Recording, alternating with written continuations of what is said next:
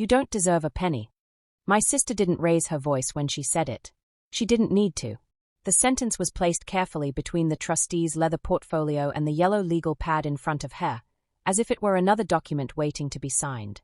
We were seated in a private conference room at the firm that had managed our father's estate planning for years. The blinds were half drawn. The air conditioning hummed at a consistent, low register. A silver carafe of water sat untouched near the center of the table. You've lived off him for years, she continued, still calm. You were always the leech. No one interrupted her. Our uncle looked at his hands. The trustee adjusted his glasses but did not speak. The legal assistant at the far end of the table continued typing, eyes fixed on her screen. I kept my posture neutral. My hands remained folded in front of me. I noted the time on the wall clock, 10:12 a.m., and the placement of the sealed envelope resting inside the trustee's open portfolio. There are moments when a room rearranges itself around a statement. This was one of them. I did not respond. I watched the second hand move. That was how the meeting began. Before I continue, if you appreciate stories about procedure, preparation, and quiet resolution, consider subscribing. If you've ever been judged before anyone reviewed the facts, you may recognize some of what follows. Have you ever noticed how confidently people speak when they assume the outcome is already decided? In this case, the assumption had been building for months. From the outside, I appeared to have no standing. My sister managed most of our father's visible affairs during the last 3 years of his life. She handled the property maintenance schedules, attended the public-facing business meetings, and coordinated medical appointments once his health began to decline. Her name appeared frequently on invoices, authorization forms, and email chains with vendors. Mine did not. I lived in a smaller apartment across town. I worked remotely. I did not attend the weekly operational briefings at his office. I was not listed as an authorized signatory on the primary business account. When extended family members asked who was handling things, her name was the one repeated. It created a narrative. She was the responsible one. I was peripheral. When our father passed, she informed relatives that the estate would likely transfer smoothly because she had already been doing everything. She referenced her familiarity with the accountants, the property managers, and the bank representatives. She spoke in terms of continuity. No one questioned it. At the preliminary gathering 2 weeks before the formal reading, she had already outlined how assets would obviously be divided. She described the primary residence as something she would maintain. She discussed liquid accounts as tools for stabilizing tax exposure.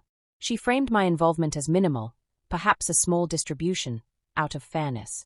It wasn't said with hostility. It was said with administrative certainty. The assumption was procedural. I had not been visible in the operational structure, therefore I had no structural claim. Our uncle reinforced this logic quietly. You weren't really involved, he told me in the hallway that day. Not accusatory, just factual, in his view. The belief settled in the room over time. If responsibility had been singular, inheritance should be singular. By the morning of the official meeting, my position had already been defined by others. I was the dependent one, the uninformed one, the one who would sign and accept what was offered. My sister entered that conference room expecting affirmation. She believed the paperwork would validate what she had been saying for months. What no one accounted for was that visibility and involvement are not the same thing. 6 months before our father's death, he requested that I accompany him to a separate appointment at the same firm. It was not publicly scheduled on the shared family calendar. He asked me to take the afternoon off work and drive him downtown. During that meeting, amendments were reviewed. I did not speak much. I listened. The trustee walked through revised clauses concerning succession authority, conditional distributions, and timing triggers tied to certain administrative filings. I took notes on my phone, not summaries of emotion, but references to section numbers and dates. Afterward, my father handed me a slim folder and asked me to keep it in a safe place. Just in case there's confusion, he said. I read everything that night. The estate was not structured around surface involvement. It was structured around compliance and sequencing.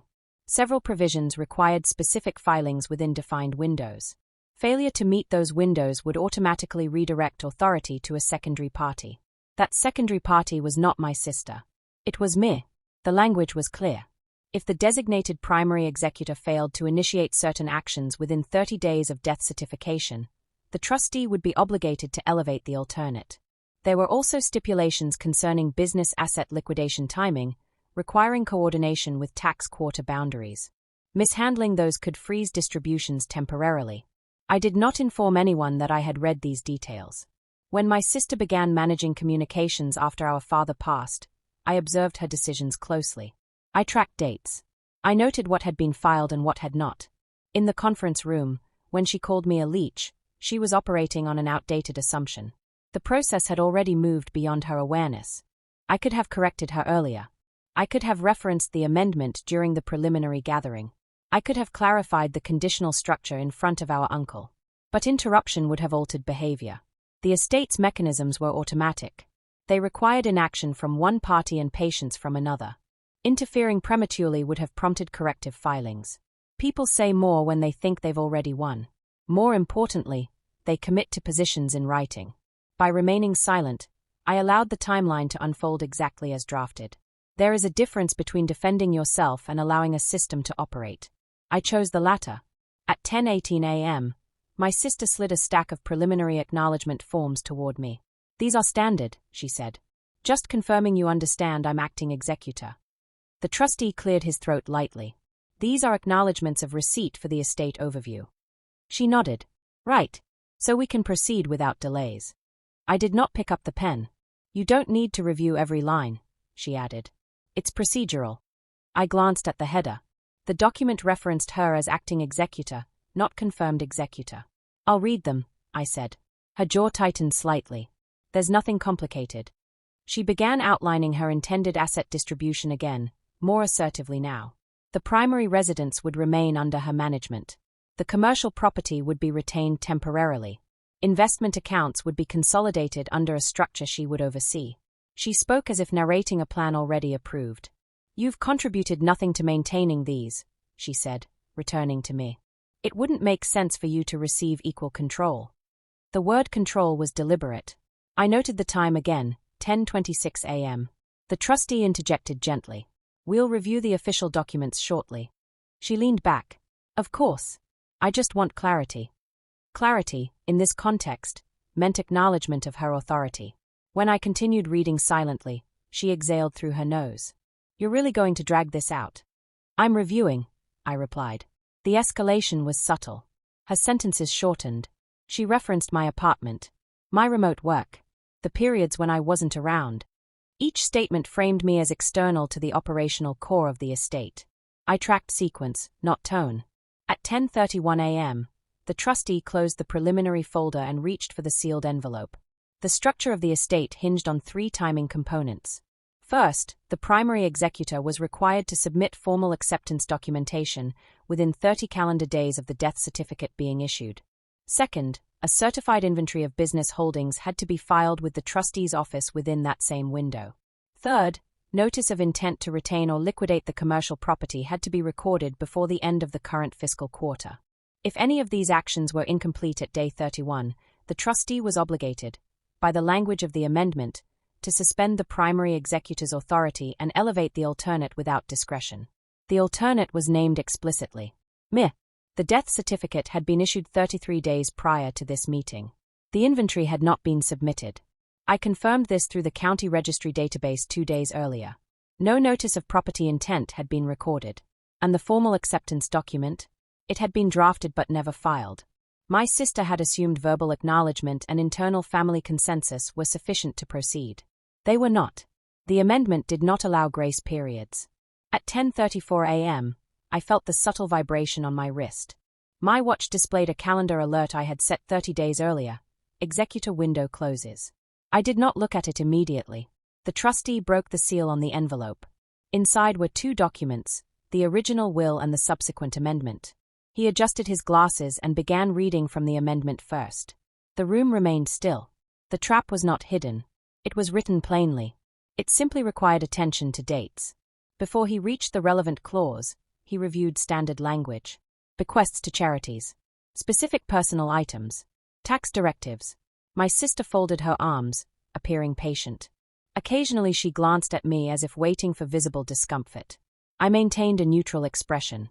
The legal assistant continued typing, capturing the reading for record. The trustee paused once to sip water. The clock read 10:41 a.m. Nothing had shifted yet. My sister's posture grew more relaxed. She seemed reassured by the familiarity of the language. Each standard clause reinforced her expectation that the remainder would align with her understanding. Silence can be misinterpreted as weakness. In this case, it was timing. At this point, the trustee said, turning a page, we reference Amendment 2, executed 6 months prior. My sister straightened slightly. He read the clause regarding executor succession verbatim. His tone did not change. In the event that the named primary executor fails to file formal acceptance and required inventories within 30 calendar days of issuance of the death certificate, authority shall transfer immediately and without discretion to the named alternate executor. He paused. The named alternate executor is listed as. He glanced up briefly. Huh. He nodded in my direction. There was no emphasis in his voice. He continued. As of this morning, our office has not received the required filings from the primary executor. The 30-day window closed 3 days ago. My sister blinked once. That can't be right. The trustee consulted his file. Death certificate issued on the 3rd. Today is the 33rd day. She leaned forward. We discussed everything. I've been handling all operations. He inclined his head. Handling operations does not constitute formal acceptance under the amendment. He slid a separate document across the table, an official notice of succession prepared that morning. Effective immediately, he said. Executor authority transfers to you. He looked at me. The shift was not loud. It was administrative. For several seconds, no one spoke. My sister's expression did not change dramatically. It recalibrated. Her shoulders remained squared, but her breathing slowed. That's a technicality, she said. It is a clause, the trustee replied. She reached for the notice and scanned it quickly. We can correct the filings today. I'm afraid the amendment specifies automatic transfer upon lapse, he said. There is no retroactive remedy within the document's language. Our uncle shifted in his seat. So what does that mean? It means, the trustee answered evenly, that she now holds executor authority. All decisions regarding inventory submission, property retention notices, and distribution sequencing will be initiated under her signature. My sister looked at me directly for the first time that morning without accusation in her eyes. Did you know about this? She asked. Yes, I said. There was no accusation in my tone. The legal assistant printed updated signature pages and placed them in front of me. The trustee continued outlining next steps as if nothing unusual had occurred. New deadlines were set, this time under my authority. Access credentials would be reassigned. Bank representatives would be notified of the change in executor status. My sister attempted one more adjustment. I've already coordinated with the property manager. It would be disruptive to change contact. You're welcome to remain involved at the executor's discretion, the trustee said, nodding toward me. The phrasing was precise. At my discretion. The commercial property required a notice of intent within 5 days to avoid automatic listing for liquidation under tax optimization guidelines. I confirmed that I would submit retention documentation by tomorrow morning. The trustee marked it in his calendar. My sister sat back. The room had not grown louder. It had grown procedural. Each mechanism that she had assumed was under her control now required my authorization. She did not raise her voice again. Instead, she reviewed her notes, as if searching for a line she had missed. There was none. The amendment had been clear. Justice, in this instance, was not corrective. It was sequential. By 11:22 a.m., the updated documents were signed. The trustee stamped the succession notice and added it to the official file. A digital confirmation email was scheduled to be sent to all relevant financial institutions within the hour. My sister gathered her papers slowly. There are still practical matters, she said. Yes, I replied. I'll be in touch. It was not dismissal. It was acknowledgement of process. Our uncle stood and shook the trustee's hand. The legal assistant escorted him out first. My sister paused at the doorway. She did not apologize. She did not repeat the word leech. She simply nodded once and left. The file remained open on the table for a moment longer before the trustee closed it. Authority rarely announces itself. It transfers quietly, often on a date already printed in small font beneath a paragraph no one expects to matter. I did not experience satisfaction in that conference room. I experienced confirmation. The structure had worked exactly as drafted. Preparation is not visible in group discussions. It does not sound impressive in hallways. It does not correct accusations in real time. It waits. The label assigned to me that morning was based on assumption of dependency. The outcome was based on documented compliance. There is a difference. By the time I left the building at 11:37 a.m., access credentials were already updating in the bank's system. Notifications were queued. Deadlines were recalculated under my name. Nothing about the process required confrontation. It required accuracy. When I reached my car, I checked my watch again. The calendar alert had cleared itself. The window had closed. The transfer had been recorded. And the record, once entered, does not adjust for opinion.